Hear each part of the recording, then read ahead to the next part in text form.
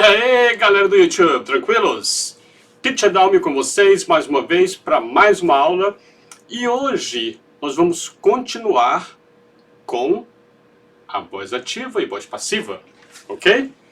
Voz ativa e voz passiva. Hoje nós vamos trabalhar com mais um tempo verbal. Eu estou fazendo essa aula mais curta e com um só tempo verbal, para não confundir a cabeça de vocês. Então, eu acho que é melhor assim. Um tempo verbal por dia, aí vocês vão assimilando melhor. Então, hoje, vamos falar sobre o passado contínuo. Ok? Vamos lá, então? Olha só. Na voz ativa, eu preciso do sujeito, para formar a frase, certo? Sujeito, verbo to be, mais verbo principal no gerúndio mais complemento. Por que isso aqui? Essa formação é a formação do passado contínuo. Eu vou colocar aqui o link do presente contínuo para vocês verem como é que é. Como é que se forma o presente contínuo? Eu preciso do sujeito, eu preciso do verbo to be no presente e o verbo principal no gerúndio, certo? No passado contínuo, eu preciso do sujeito de novo, só que esse verbo to be, tá? No passado contínuo, ele vai estar no passado, ok? E aí, o verbo principal, eu preciso dele no gerúndio, para ter, então, o passado contínuo. Ok? Então, olha só. Como é que ficaria a frase na voz ativa? Tá aqui, ó. Voz ativa. The girl was chewing gum. Então, o sujeito eu tenho aqui, ó. A garota, né? O verbo to be tá aqui, ó. No passado, porque eu quero passado contínuo. Então, eu preciso do verbo to be no passado, tá? E verbo principal no gerúndio. O verbo principal é o verbo mastigar. Tá aqui o verbo chew no ing, tá? Chewing. E gum é o complemento, que é chiclete, ok? Então, the girl was chewing gum. A garota estava mascando chiclete, ok?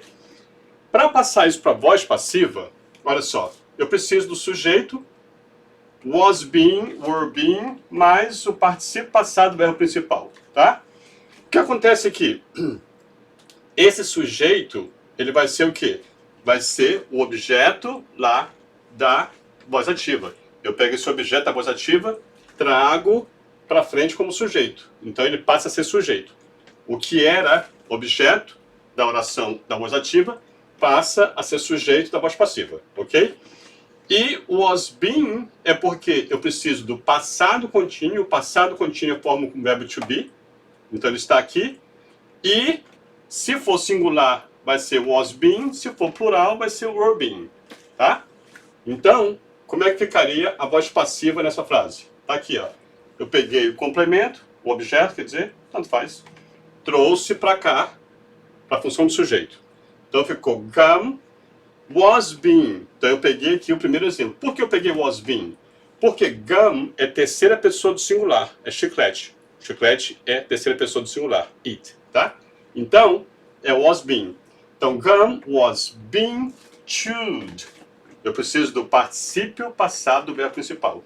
O verbo principal é o verbo mastigar, tá? E esse verbo, o presente dele é chew, o passado é chewed e o participio passado é chewed, tá? Então, chewed. Gum was being chewed by the girl. By the girl é o agente da passiva que você pode colocar ou não na frase. Ok? Beleza? Vamos então agora para mais dois exemplos para a gente encerrar. Ok? Vamos lá? Ok, galera, então, continuando. Exemplo número 2, number 2. John was washing the clothes. John was washing the clothes. Então, John estava lavando as roupas. A voz passiva, eu pego o objeto, passo para a função de sujeito, certo? Então, fica the clothes come here. The clothes. Aqui eu posso usar was being, lembram? Ou então were being. Aqui eu vou usar were being. Por quê? Porque the clothes é plural, tá? Se é plural, eu vou usar were being, alright? E washed é o particípio passado do verbo principal. O verbo principal aqui é o verbo wash, que é o verbo lavar, né? John estava lavando as roupas. Então o verbo principal é wash, lavar. E esse verbo é um verbo regular. O passado dele é washed. E o particípio passado, washed. Tá? Então, the clothes were being washed by John é o agente da passiva que você pode colocar ou não. Ok? Vamos para o último exemplo. Number 3. Davi was cutting the grass. Davi was cutting the grass. Ou seja, Davi estava cortando a grama. Davi estava cortando a grama. É um passado contínuo, né? Como é que ficou então na passiva?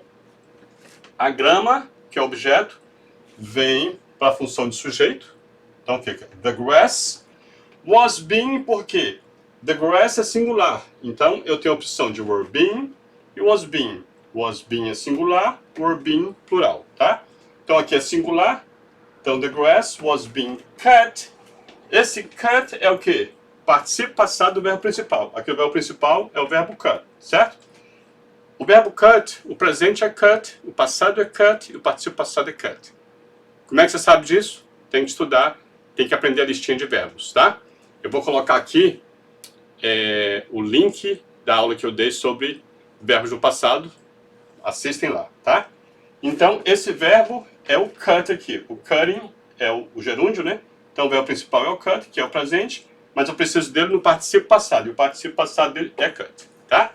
Então, ficou the grass was being cut. Então, a grama estava sendo cortada, né? Por quem? Pelo Davi, que é o agente da passiva, que você pode usar ou não. Ok, galera? Bom, então, a aula de hoje foi essa. Voz ativa versus voz passiva no passado contínuo, tá?